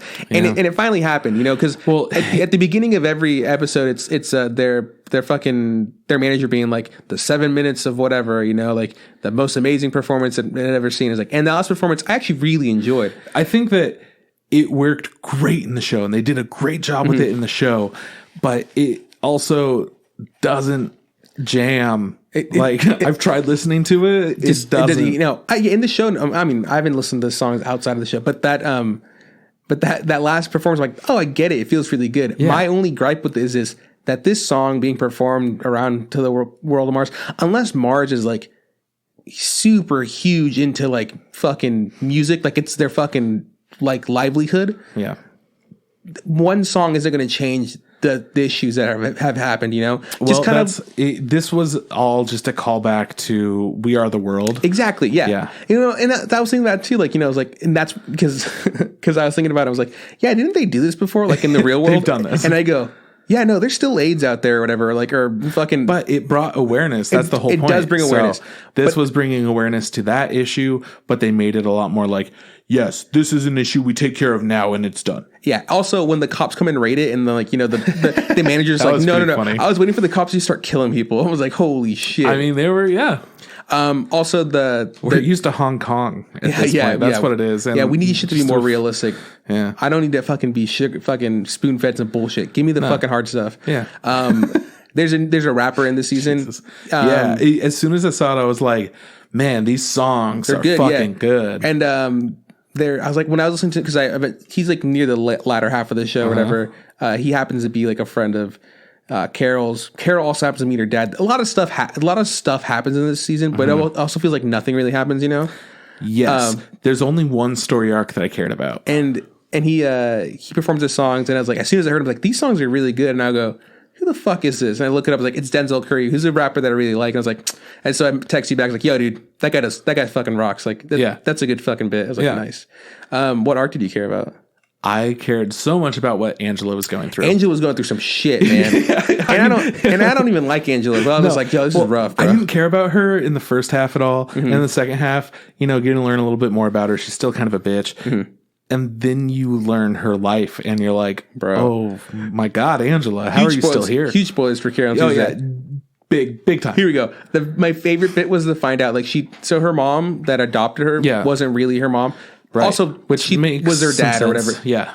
Apparently they weren't biological at all, right? Right. And so she couldn't find records of who her actual parents was, which led her to this spiral. She felt really alone. And also, her mom died. Her mom also dies, which is also like a really, bad thing. So she's like really lost. She starts like abusing substances and stuff like that, which is it got really dark and very real, which really is a very fast. Realistic thing from people, from the music industry, right? I was like, whoa, they're handling substance abuse in the music industry. What a good job. But my favorite bit of this whole thing is she's getting her shit together. Her, what's his name? Her producer finally, after going to jail, finally shows up. There's been a whole bunch of bullshit. And just like, hey, I'm here. And she's like, where the fuck have you been? Like, I've needed you. I've had no one's like, I don't even know who my fucking my real parents are. I have no one. And he goes like, hey man, don't worry about it.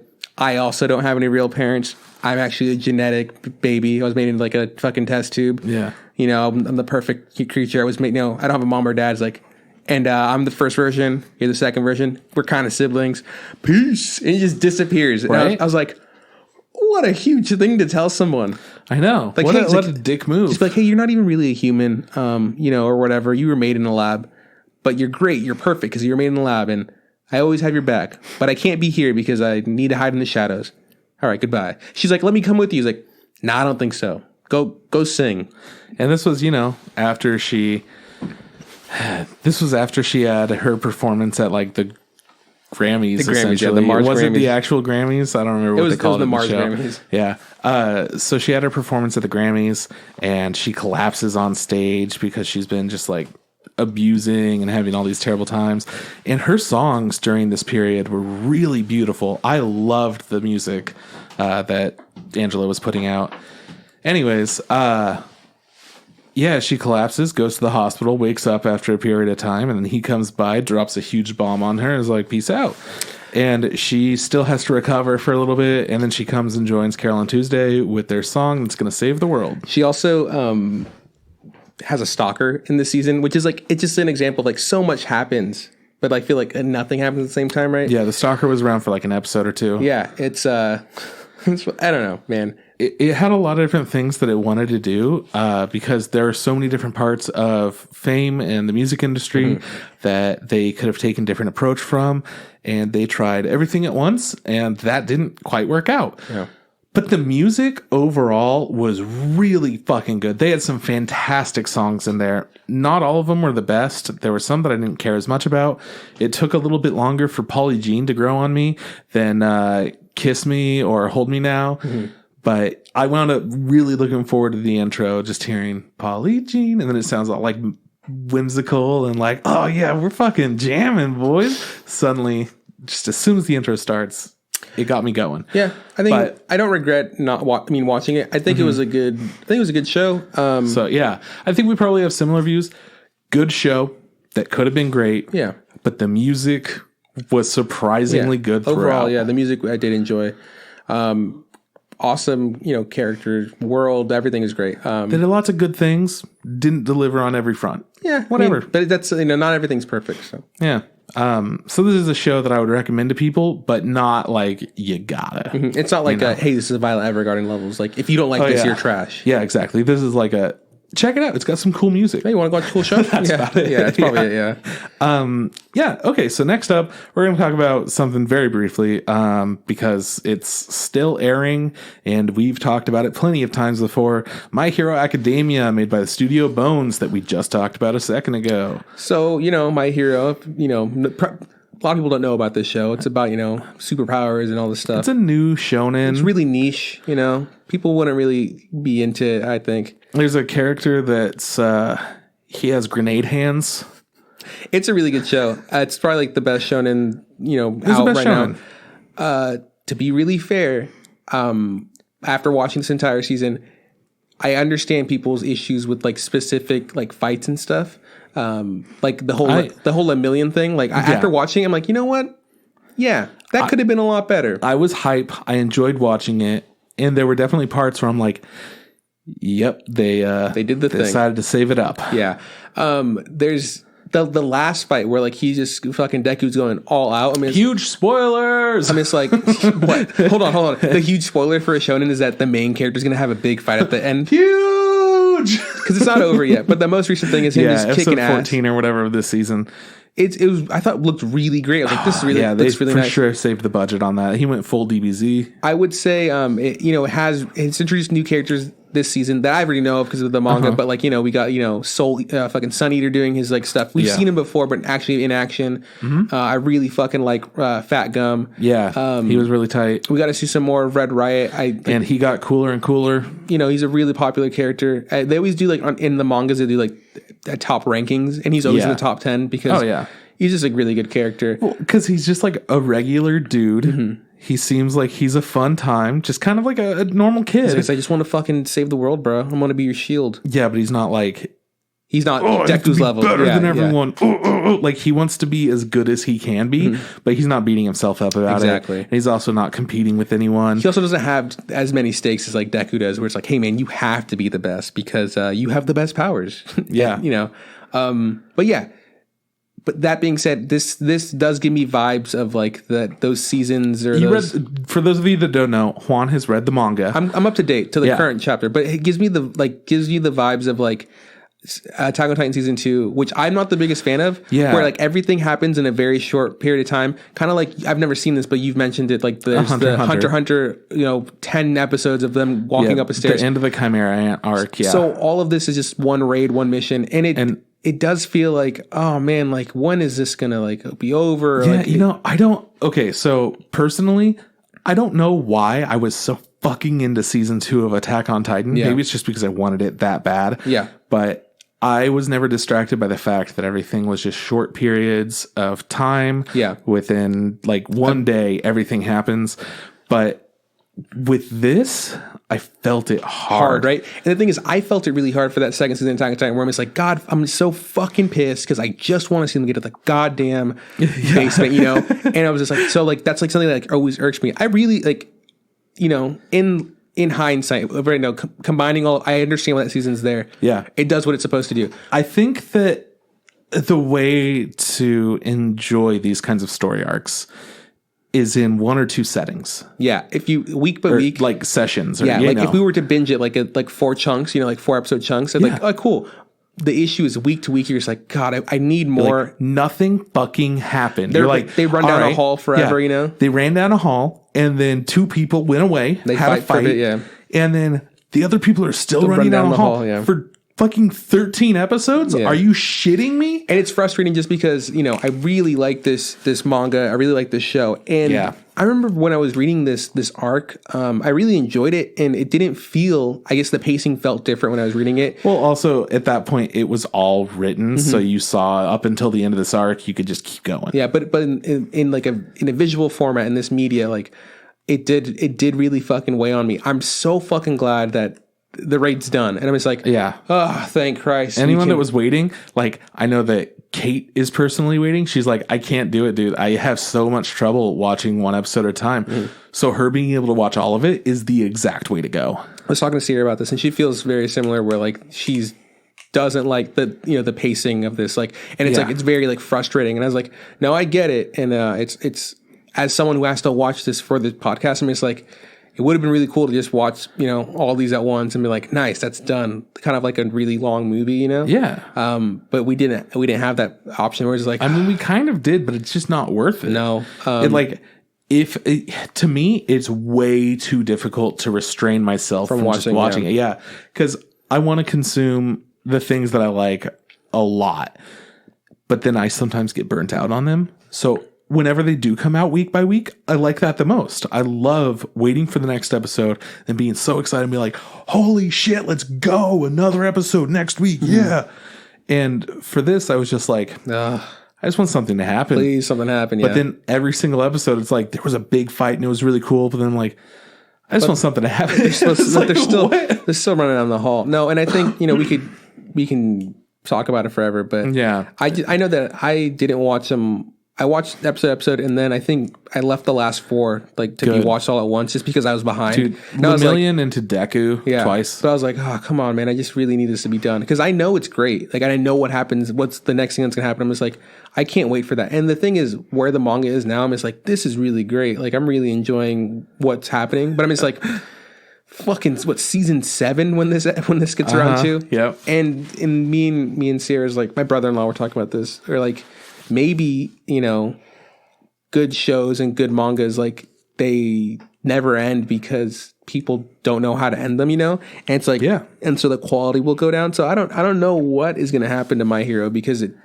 it's one of those things to where every once in a while you get lucky and you find something that you like that doesn't degrade in quality. And I don't feel like My Hero has degraded in quality. As far as the TV show goes, I don't feel like it has. But this last season definitely made me question how much I care about it. Yeah, how much, yeah. It's got to be over 70 episodes, right? At this point, there are a lot. Yeah. Yeah, it's around there. I think it's up there. Anyways, I mean, I'm still a huge fan of My Hero. It's still continuing. It's not over yet. I know we said we're going to talk briefly about this. We didn't. I think it was brief enough. My Hero Academia. Good. Watch it. Yeah. It's worth it. It's definitely worth watching it. All right. Next up, I'm going to tell you very shortly about Kemono Michi, Rise Up. It's made by the studio ENGI, maybe. They haven't made anything else. This is their only show? Yeah. and they did a really good job for a first show. It's a wrestling one, right? It's the wrestling one. This dude, he's a wrestler. His whole gist is he's the animal wrestler, which means he wears an animal mask, and his name is Animal Mask. And he also has a little doggy, and the doggy is a little cute boy. Well, he's in the middle of a big match, and then, boom, suddenly teleported to another world, isekai'd, bitch. So he was flying through the sky, and then he shows up in this isekai-ass world, and the princess is like, you're the hero, and you're going to save the kingdom. And he's like, fuck you? Fuck you, bitch. She's essentially just like, you're going to fight all of these, like, monsters. And he's like, monsters? And she's like, like animals. And he's like, fuck you. And then he goes off. He meets some animal friends. He starts a pet store, and then he wrestles to make money to fund the pet store. And that's all he's ever wanted to do, right? Was own a pet store. Yeah, in this world, he's like, I just gotta own a fucking pet store. This is amazing. So he wrestles shit out in the wild, makes some money. He wrestles shit as entertainment, makes some money, and it's a fun time. It's nothing that special. Yeah. It's a good watch. If you're looking for just like a really easy to watch isekai, if you kind of like wrestling, check it out. It's not for everyone. They did introduce a really good character. I think she's the only good character in the show, which is the dog girl. Yeah. The wolf girl who steals weapons. She also is the one that's trying to make sure that everyone keeps their money, but then everyone keeps spending it in different ways. The wrestler keeps breaking things, so she needs to use the money to repay for the broken supplies and buildings and whatnot. And then the dragon girl eats everything, and she's just spending so much money on food, and she's a dragon, so she has pretty much a limitless stomach. Even though she's this tiny little girl, she could grow into a giant dragon. And then her partner, who is this demi-vampire, she drinks all the time, nonstop. She's just a big old drunkard, so she spends all their money on wine. So every character's fucking around except for Business Girl, and she's a good character. Cool. It's all right. All right. I mean, it wasn't for me. So like, and I'm a huge I really like wrestlers. So I was like, fuck, just don't like it. It's not for me. Its outro though rivals Stars Align. Whoa. Yeah. Because it's a little dog that dances and flies in the sky. Damn, that's pretty good. So fucking goofy. They're in front of like these 80s ass like teal triangles and like purple lines going by and like a white space world type looking thing. And a little dog is standing up on its hind feet, just kind of like wiggling back and forth, and it falls over and it's cute. And it stands back up and it wiggles a little bit more, and it jumps into the sky and it flies around. And it's a great outro. Watch the outro. Okay. That's about it. Just the outro. But hey, man, now that I've told you everything about one of the best shows of the season, why don't you tell me a little bit about Fire Force, which is another show that you continued watching. Yeah, it's done, though. The two core's done. It's done. It's also done by David Production. Nice. Who does Cells at Work, JoJo's Bizarre Adventure, and Sakurada Reset. Oh, being said, I watched some Cells at Work, actually. Oh, yeah. It's pretty good. Cells, it's funny. Cells. Yeah. We are Cells at Work. It's entertaining. Most of the episodes are very repetitive. It's very like, yeah, hey, something shows up. This specific cell's going to kick ass. Cool. All right. It was all right. It was a good time. I liked learning from that. Yeah. I liked the character designs. Yeah, but we're not talking about Cells at Work. We're talking about Fire Force. But the playlets are so cute. They are very cute. Fire Force was another show that's airing right now. I think it started right when Dr. Stone also started. It did. They were rivals. It's based off the manga from the guy that did Soul Eater. Yeah. Which you could tell with their art style is very similar. It's a very like basic shonen. Like it's nothing like revolutionary. It's very like main character. He has a troubled past. He has a power. He happens to be like one of the strongest things ever. He just doesn't know it yet. He works with other people to beat the bad guys. One of his relatives, his brother who he thought was dead is actually working with the bad guys. By the end of the second arc, he's now like learned what he is or whatever, or kind of learned they call him an Adola burst, which is like super powerful fire thing or whatever. And he can like literally, he's so fast now, he can like blip out of like time or whatever. Okay, yeah. No, hear me out. Here's the best part. I remember one of my biggest gripes with this show was like everybody's powers are fire based, so like they have to like convolutedly like explain how this person has a different ability besides just being a firebender. Right? I heard fire creates so much pressure that it creates ice or whatever. Yeah. No, this guy there's one guy who removes the oxygen very quickly and then releases it and makes things ice. Yeah. There's this chick who uses like the magnetic poles of her fire to like have these like fiery tentacles. There's a guy who uses like he throws out little sparks and they make shimmers so he can like essentially make shadow clones or whatever. It's pretty absurd. But here's the most absurd one. We find out that his brother's power is he superheats things so fast, or he cools them down, that he freezes time. So the entire world stops and he can keep moving. And then if he can only hold it for a certain amount of time, and then he has to then he'll start like ice will start creeping on him. Then he releases it all becomes steam. So it looks like he's just like blipping in and out of existence, like fighting people, but he's actually freezing time. So just so you guys know, science is really cool. Yeah. And sometimes it's really fucking convoluted when people try to do that. So like, I really like the idea of all these people have different fire powers type stuff. But instead of being like, yeah, here's some like real world logic behind these abilities, they should have just done something else. It should have just been magic. It should have been it's magic. You know, it's fucking jutsu. It's fucking ninja magic. There's like what Hunter x Hunter did, where they each have like their different specialties or whatever. It should have just been like that, where it's like, yeah, they could do different things, but it's all fire based. Yeah, exactly. I don't know. It is funny because like, you know, there's a specific scientist on the team, or there's always someone there to try to explain how the fire is being made. Like, you know, the main character's new ability, he uses the Dola burst to go super fast, and he's just like, oh my god, if he goes this fast, he goes like, oh, he can create a black hole and destroy the entire world. Oh my god. I'm just like, oh dude, shut the fuck up. One thing I really like about the show is the character designs. I really like the character designs, and I think they're pretty cool. I think it's because they're very reminiscent of Soul Eater, which I also really like the character designs.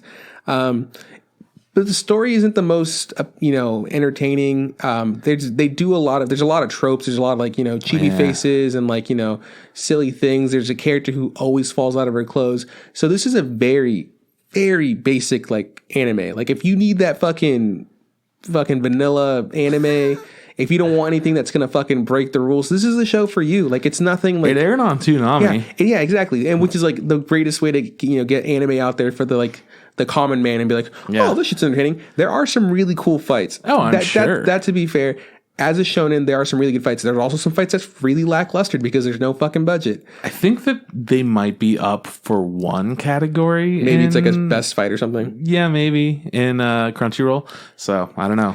By the way, you guys, you could go and vote on Crunchyroll's best of 2019. Right now, the only reason I'm bringing this up is because we're also going to be doing that episode. You guys don't get to vote, but we get to share our opinions. We also get to review who won or whatever. Anyways, well, was the public right? Because we already talk a lot of shit about what Funimation said. Fucking hey idiots. Guys, Demon Slayer, wasn't that the best show of all time? And everyone's like, what? Why would you say that to me? So yeah, man.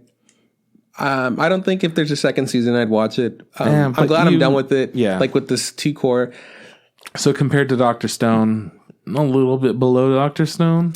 No, honestly, they're both at the same spot. Like, I don't have any like inkling to continue to watch them. Yeah. It had to be like there's nothing else on. Maybe that's not true. Maybe Dr. Stone has a little more props because I watched Dr. Stone when it was subbed. And the only reason I got back into watching Fire Force is because I was able to watch it dubbed. Okay. I mean, I also think that that's because Dr. Stone has these really easy to eat like episodes where you're like, all right, what's going to happen this episode? They made this thing, but Fire Force might be a little bit more of, all right, we got to work towards our goal, and then once we get there, you're going to feel good, but we also had to do a lot of work in order to get there. Yeah, I don't know. Does that make sense? I get what you're saying. Like maybe one's just more easier to watch than the other, and then that may be true. But I think the big factor is that the only reason I got back into Fire Force is because I saw it was fully dubbed on Funimation. That being said, Dr. Stone is also dubbed. There's a dub out for it. So I was like, I could have just flipped over the dub. I was like, nah, fuck it. I'm already in the sub. Let's fucking finish the sub. Going. So yeah, so check out Dr. Stone. I mean, check out Fire Force if you want to watch like a really basic shonen with some cool fights here and there. It doesn't have to all make sense, and I don't have to love it for me to recommend it to people. Yeah. All right. So next we're going to talk about the most basic isekai of all time, Sentence of a Bookworm, which is made by Aji Ado, who's done How to Not Summon a Demon Lord, Zeta the Last Witch, and Vampire Hunter D. For those of you that haven't been listening to the episodes each week, A Sentence of a Bookworm somehow became like one of my favorite shows of the season. Really surprised me. It started out as just kind of a different take on an isekai.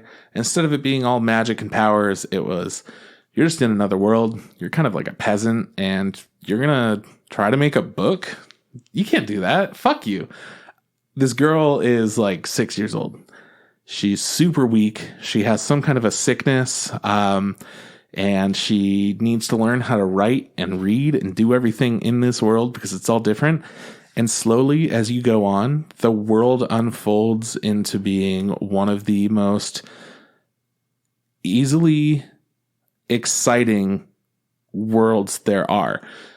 Because you go into it expecting just like a medieval type world, and then more and more unfold, and you're like, oh, this is kind of like a fantasy medieval world, but we just don't know because we're not following like a typical main character. You're following a very, basic character. Right. Like almost like an NPC. She's essentially an NPC. Yeah. As opposed to being like the main character. She lives in an NPC family. Yeah. So she's been NPC raised jobs, as an NPC. Yeah. So she doesn't have access to these main character things. Yeah. They go, hey, what are words? Oh, we're NPCs, bro. Yeah.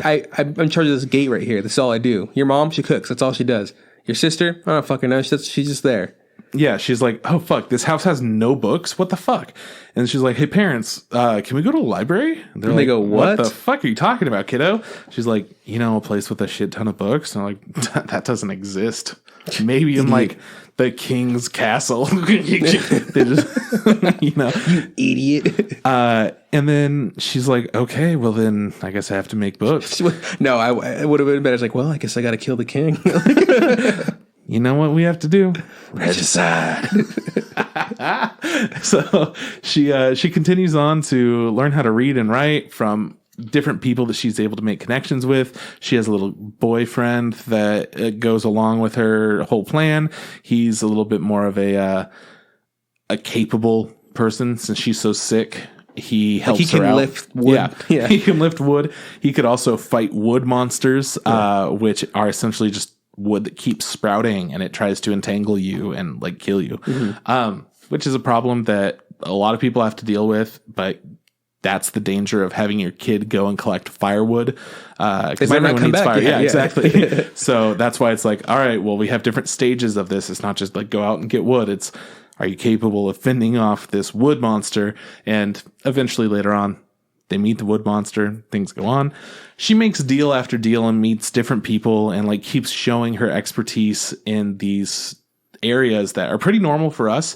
If we meet somebody and they're like, yeah, I crochet as a hobby, you're like, oh, tight. Yeah. But in this world, it's like, oh, I crochet as a hobby. And they're like, okay, what exactly is that? That's not like a profession exactly. And you say it's like a hobby. What's going on? She's like, oh, all you do is this. And I'm like, holy shit, this is amazing. Look at this fine fucking work. And you're like, that's just a scarf I made, a couple hours. Exactly. So it's cool seeing how people are blown away by simple things in this world. When she makes like shampoo, right? Yeah, she makes shampoo, and I'm like, holy fuck, this is so shampoo? Good. Yeah. Like, we didn't realize that we could make something this nice. I like how they're like, yo, your hair looks different. What the fuck's up with that? Yeah, and I'm like, why is your hair so shiny and looks good? Because it's clean, you idiots. Yeah, I'm like, shampoo. Okay, it makes sense. Shampoo, all-in-one conditioner. Did she call it shampoo? No, she calls it like an all-in-one elixir. So I don't know. Like she gave, because she was able to name it, right? Essentially, the idea is like the Beatles don't exist. Do you make their music and name the songs? She's not like naming a product for everybody. She's just like, oh yeah, it's this all-in-one thing that I use. And I'm like, well, fucking buy that recipe from you. And what I like is that it unfolds into different ways where it's like, okay, yeah, I'll sell you the recipe. And then they're like, hey man, we're not getting the same results as like the stuff that you gave me. So what's up with that? And she's like, how'd you put you guys together? Are probably doing it wrong. Yeah. And they're like, what do you mean? I told you and tell you how to, what you needed, not how to put it together. Exactly. And they're like, okay, well, we're doing all the steps that you said. And she's like, okay, what kind of cloth are you using? And they're like, oh yeah, we're using the finest quality of cloth. And she's like, cool, don't do that because it's catching too many of the parts that cause the suds. So you want to use worse cloths, get that so shit that a little bit more can fall through there. And then they're like, what? Okay, cool. And then they have a use for these worn out cloths now. And I really like that it builds into this world that's like a realistic... It's like a better Dr. Stone. It's like a better Dr. Stone, honestly. Well, Dr. Stone is very like, we fucking did it. Hell yeah, let's go. Over small things. And then this is a lot more like, well, with a poor family, we don't have any money. They won't give me money for that. How do I get money for this? And then she like finds little ways to grow herself. And it feels like such a different show. It's renewed for a second season. Oh, dope, dude. I am watching it. I am so excited. And I honestly didn't expect to like this show. It's a way different take on isekais. Like, usually this is not the isekai we get. No, because I started out and I'm like, I mean, I'm interested. I just want to see what they're going to do. But I don't think I like it. And then like 6 episodes in, at this point, I'm just like watching it because it's something else to watch. Mm-hmm. I go, oh, I get it. This is a really, really well done show. Mm-hmm. I honestly think everyone out there should go and check this out. If you're looking for a new show to watch, this is a great one that's all out. It's 14 episodes. It has a lot of different elements and it ends in a pretty surprising way to where they keep doing more and more things. You're like, oh, you have magic blood contracts. And then it goes into like other elements that magic does exist. There are magic items out there. She needs magic items in order to live, but she also needs to read books because that's the only thing she's living for. And that's what's allowing her to live is her drive to do this thing. It's making it so her body is more compelled to not give in to the sickness. Can you imagine having that much passion for something? Yeah. We don't got it, man. I'm cranking my MF motherfucking hog passionately all the fucking time. I'm glad you took that seriously. Yeah, man. I always do. No, I don't have passion for anything that much.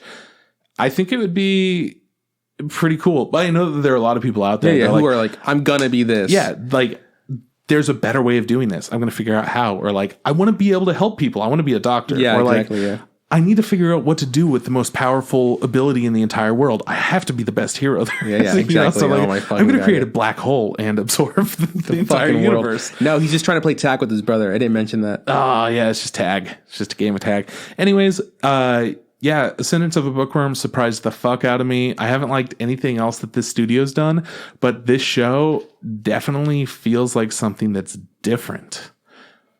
Check it out. Hey, next up, we're going to talk about a little show called Ahiru no Sora, which is made by Diomedia.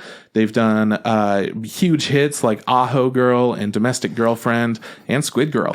Wow, those are bangers. Well, they are all big hits. I didn't say if they were my big hits, but those are very popular in certain circles. So this is a show about a boy who's short and he wants to play basketball. Wait, do you say basketball? Basketball. I think you mean volleyball. No, it's basketball. Pretty sure he wants to be the little giant. No, he wants to play basketball and he wants to be the best or whatever. And he wants to win the high school tournament but he's short and no one fucking gives him time of day. Guess what? This fucker can ball. Whoa. What? He's actually really good. Yeah. So it's about a. Hang on. Oh, he's good at the thing that he's good at. This is one of those shows where it's just like it's a sports show about a guy who like he starts he's going into high school, so he's like joins the basketball team. Everybody at the basketball teams are a bunch of delinquents, and he has to like convince them to like come on, actually play with him because you can't play basketball by yourself, right? Yeah. So he's able to, after a while, convince like the fucking hoodlums that are in charge of the basketball club to actually join the basketball club and put some effort in. And he's very talented. He's got like he can shoot 3-pointers because he like shoots 1,000 3-pointers a day, like every day. He doesn't fucking stop. That's dedication, man. Your bitch is out there making books. My bitch is out here shooting shots. Could you imagine being that passionate about something? Oh yeah, absolutely. Oh man, that just cracks me up. It's just like, whoop, another one, whoop, another one, whoop. Yeah. So I mean, he has like an overarching goal. Like his mom is really sick, and his mom played basketball for like the like women's Japanese team or whatever. Yeah. So the Harlem Globetrotters. So his mom has moved to like to a bigger city to like get treatment, and he was younger when this happened, right? And she's like been there for a while now, and he said, look, I'm not gonna come see you in the hospital because she didn't want him to come. She's like, hey, you need to live your life, and like I'm gonna focus on getting better. You can't be at the hospital day and night, keep an eye on me. So he felt some kind of way about it. So he made her a promise, like, hey, I'm not gonna come see you at the hospital until I join a basketball team and we win the tournament and we can come show you the trophy. That's when I'll come visit you. She's like, okay, cool. Fucking do it, So that's his goal. That's his whole drive, right? So yeah, it's just to do it. And then like other characters also have drive. Like we meet another character who's like a street baller, and his stepdad kicked him out because he's kind of a hoodlum, and he wants to see his sister, his like little sister, and they have the tournament is being held in Okinawa, so that's where they're from. So he's like, well, I had to make this ragtag bunch of fucking idiots be qualified for this tournament.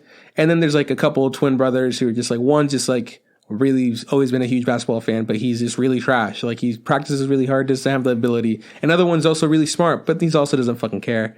I like this show. I don't think it's amazing. It's not the best sports anime out there. Like there's for sure better ones, like the one you mentioned earlier, Haikyuu. Yeah. But I've really, really gotten into it because it's nothing like it's nothing crazy. It's very simple. It's they have to get better. They have to practice. Shit fucking turns sideways. Like, somebody gets discouraged. New challengers show up. The school isn't supportive. They have to find a team manager. A bunch of stuff. You end up caring about all of the other characters. I do. Yeah, that's good. I'm kind of invested to be like, oh man, I want you guys to go to the tournament. I don't think they're gonna win just because they're not that great, right? As like individuals, they can do pretty good stuff, but like as a unit, they're not a team yet. And so seeing them become a team is what's entertaining right now. Oh, man, I am so excited for you to watch the OVAs of Haikyuu. I'm not going to watch them because I haven't seen season 3. I know. Well, you will if you watch season 3. You're going to watch it. But yeah, so I like this show. The art style is something that's interesting. It's a little weird. It's kind of funky looking just because it feels kind of dated, even though it's a very new anime. Yeah. Like characters are drawn oddly. Like, I mean, okay, so like March comes in like a lion, they kind of look like puppets and stuff. Like hermits, yeah. Yeah. This one has kind of a similar look, but like in a fucked up way. Ugly way, yeah. Yeah, like there's cute puppets and there's fucked up puppets. They look like fucked up puppets, yeah. Right? Like yeah, absolutely. No, it's a good way to describe it. Like they have like really big lips and fat mouths and massive noses, and people have like the ugliest hairdos. Like one of the main characters has this blonde pompadour that's just this sleazy looking shit, Yeah. And he's supposed to be really tough. I finally noticed after watching the intro so many times, like the one of the last shots is them like walking up as a squad, and he has a different hairstyle. I'm like, oh, thank God. Eventually he's going to cut his stupid fucking pompadour. There's a character who has like, he has longer hair, and he has them like, they're supposed to be in like cornrows, but they just look like X's on his head, and they call him like a melon head because he looks like a melon, like melon bread, Sure. And I go, oh man, what a ugly hairstyle. There's a guy with a giant afro. There's some wild hair in this fucking show. There really is. But again, there's also like very fucking, what's the word, tropey anime elements in it. Like, well, it has, we talked about this initially when it first aired, and we were like, this kind of has that like 90s, is it okay kind of vibe? Yeah, because like there's a lot of them like, let's peep on the girls, fucking, changing in the other room. And I go, yo, it's 2020. That's not appropriate. But I get what you're saying, guys. Let's go peep on these girls, It definitely has that feeling of like, well, that's something that I could definitely see in like an ecchi or a hentai or something like that. But it's not really ecchi or hentai. No, exactly. So that was why it was like... very strange. Well, what am I about to watch What right are you now? watching? Yeah, no, it's someone... I was sold on a sports show. There's What's happening? There's also a lot of violence. Like people get beat up and the bloody noses, hitting the face. Yeah. They also say a lot of profanity. Like, shit, and you asshole. I was like, oh my God, like... Is this okay? I'm trying to consume media, not a podcast. I'm just trying to like watch a sports. Trying to let a team become a sports. Like I imagine like the Haikyuu guy going out there, be like, "Hey, fuck you, piece of shit!" And I'm like, "Whoa, Haikyuu!" Right? I'm just imagining 8 crazy nights, and he's hey, technical foul. Yeah. Just fucking all this swearing. But yeah, I enjoyed the show. I don't think it's a perfect show. I would recommend it to people who like sports animes. And people who want to watch one, because there's other that have seen. We'll talk about more sports soon, guys. That have already seen the really good ones, right? Like this is just another one to watch. You into sports? Watch some more sports. I'm gonna continue watching this. I think this is 2 core. I thought it was gonna be only 12 episodes, and it's 14. And it's for sure not like it hasn't ended. I don't think we'll get to the point, because I'm assuming it's based off of manga. I don't think we'll get to the point where like everything gets resolved, but I think we'll at least get to like the tournament, and then they'll lose in the tournament, and they'll be like, hey man, we got to try for next year, some shit, because he's a freshman, and some other the kids are like they're sophomores, so like there's still plenty of time for them to get better. Sure. I don't know if we'll ever see that in like an anime form, but who knows? If we do, cool. If we don't, also really cool bit. The pillows do the music. Yeah. And it's fucking great. Like, isn't it? The intro is so good. Intro's good. And then during the show, like they're doing basketball stuff, like, yeah, man, this song's really fucking good. I was like, oh, this gives me fucking Fooly Cooly vibes or whatever. Like, yeah. Dude, this is fucking great. Yeah, honestly, when you have a good soundtrack, it somehow just pumps the show up a little bit. For sure, yeah. Yeah, like, I don't know. There's that one song in My Hero that's kind of like a rap song that comes in every once in a while. Yeah, and I'm like, oh, what are we doing now? Okay. Now? Like, I'm feeling it. Okay. And they're just those moments where like, something's about to go on. That's funny, because we're putting it all together right now. I couldn't tell you any of the words that happen in that rap song. And I go, oh yeah, they're doing stuff. Yeah. Shit's going on. The little guitar in the background. Yeah. Anyways, you know what we're talking about.